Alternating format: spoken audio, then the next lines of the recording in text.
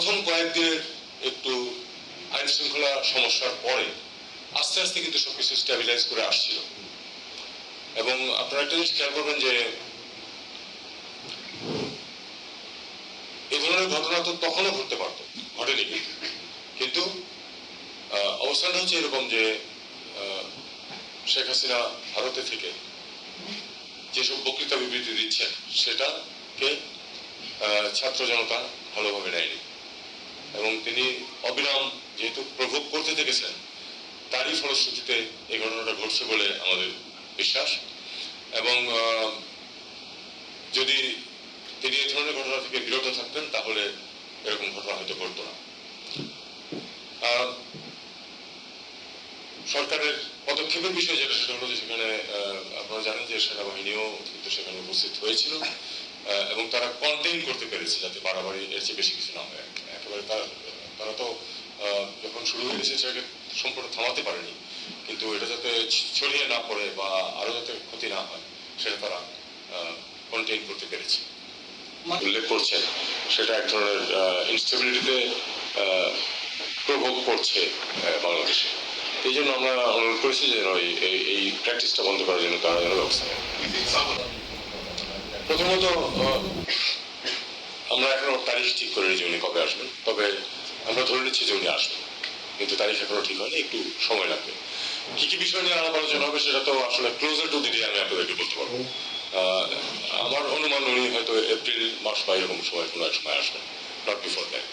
তো কাজে এখনো প্রচুর সময় আছে, সেটা আমরা দেখবো। আর কিছু বিষয় যেগুলো আপনি উল্লেখ করলেন, পাকিস্তানের সাথে এগুলো তো আমাদের 54 বছরের 53 বছরের অমীমাংসিত বিষয়, এগুলি নিশ্চয়ই আমরা সেখানে উল্লেখ করবো। কিন্তু বিষয়টা হচ্ছে যে আমাদের সম্পর্কটা বা যে সম্পর্ক এগিয়ে নেওয়া যেটা, সেটা তো শুধু ওই ইস্যুগুলির উপরে যদি দাঁড়িয়ে থাকে তাহলে তাদের কোনো লাভ নেই, আমাদের কোনো লাভ নেই।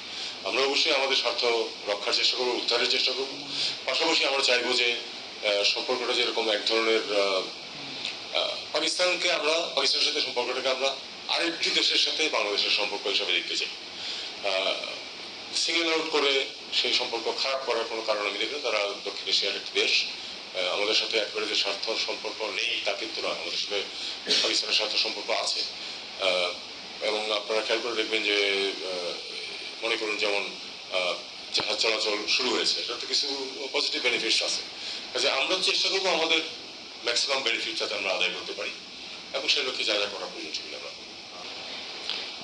74 সালে আমরা সই করেছিলাম যে 3 বিঘা হস্তান্তর করবে আমাদেরকে এবং দহগ্রাম অঙ্গরপোতার সাথে যোগাযোগ হবে 3 বিঘা করিডোরের মাধ্যমে।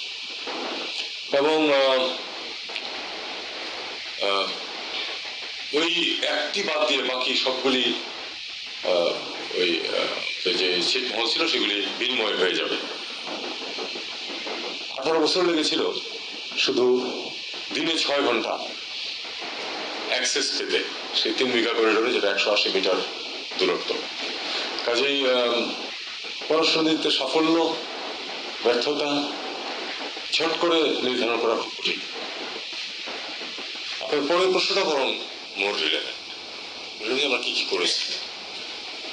আমরা যেগুলো করেছি তার মধ্যে ধরুন যে প্রথম একটি সমস্যা যেটা খুব ছিল এবং এখনো আমি মনে করি যে খানিকটা আছে, সেটা হলো যে ভারতের সাথে সম্পর্কের ক্ষেত্রে অস্বস্তিতে একটা সৃষ্টি হয়েছিল, এটা তো অস্বীকার করে কোনো লাভ নেই। আমাদের তরফ থেকে আমরা চেষ্টা করেছি সেই অস্বস্তি দূর করে একটা দুই পক্ষের জন্য লাভজনক, দুই পক্ষেরই স্বার্থ উদ্ধার করে এরকম একটি ব্যালান্স সম্পর্ক প্রতিষ্ঠা করতে, এবং সেই চেষ্টা বহাল আছে। এটা হলো 1। 2,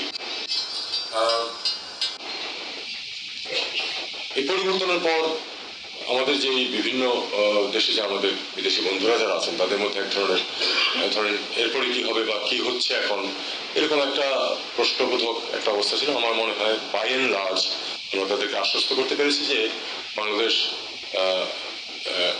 সঠিক পথে এগোচ্ছে এবং যে একটা বিরাট পরিবর্তনের পরে যে কিছুটা হিকাপ হয় এটা সবাই জানেন, সেটা আমরা কাটিয়ে উঠতে পেরেছি এবং এখন অর্থনীতি বলুন বা রাজনীতি বলুন সব ক্ষেত্রেই সঠিক দিকে দেশ এগোচ্ছে, এটা আমরা তাদেরকে কনভিন্স করতে পেরেছি। পাকিস্তানের সাথে সম্পর্ক নিয়ে কথাবার্তা হয়েছে, এটা নিয়ে আর বেশি কিছু বলে লাভ নেই। পাকিস্তানের সাথে এক ধরনের ইচ্ছাকৃত খারাপ সম্পর্ক রাখার চেষ্টা ছিল। আমরা সেটাকে একটা স্বাভাবিকতায় নিয়ে আসার পাকিস্তানের পক্ষ থেকেও তাদের ইনিশিয়েটিভ ছিল, আমরা সেটাকে গ্রহণ করেছি যে না, এটা হতে পারে। চীনের সাথে আমি মনে করি যে আমাদের সম্পর্ক যথেষ্টই আমরা তাদেরকে আশ্বস্ত করতে পেরেছি সব ব্যাপারে, তাদের ইনভেস্টমেন্ট বলুন, তাদের ব্যবসা বাণিজ্য বলুন, সব বিষয়। এবং আমার সাম্প্রতিক সফরকালে আমি আপনাদেরকে আগেই যেটা জানিয়েছি, তখন বেশ কিছু বিষয়ে আলাপ আলোচনা এগোচ্ছে এবং আমরা আশা করছি যে এটা সঠিক পথে থাকবে এবং সামনে আরো এগোবে। এছাড়া স্বাভাবিকভাবে ব্যবসা বাণিজ্যের ক্ষেত্রে যেসব বিষয় আছে সেগুলি তো এগোচ্ছি। অনেক যদিও সীমাবদ্ধতা এবং অনেক ধরনের আশঙ্কা সত্ত্বেও আপনারা দেখেছেন যে আসলে এক্সপোর্টের ক্ষেত্রে কিন্তু কোনো বাংলাদেশ কিন্তু পিছিয়ে পড়েনি। এটা কিন্তু একটা লক্ষণীয় বিষয়। এত বড় একটা পরিবর্তন, এত বড় একটা ঘটনা ঘটে যাওয়ার পরেও কিন্তু আমাদের ঠিক আছে। এবং আমাদের যেই রেমিটেন্স প্রবাহ নিয়ে যে সমস্যাটা সৃষ্টি হয়েছিল, আপনারা জানেন যে গত সরকারের শেষ পর্যায়ে সেটা কিন্তু কাটিয়ে উঠে সেটাও সেই সমস্যার সমাধান হয়েছে।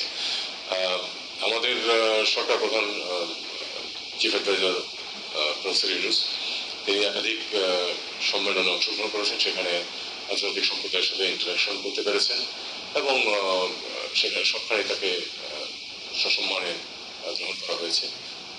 তার যেই কারিশমা সেটাকে আমরা খানিকটা ব্যবহার করতে পেরেছি বলে আমি মনে করি। যে এইভাবেই আমরা এটাকে দেখি। আর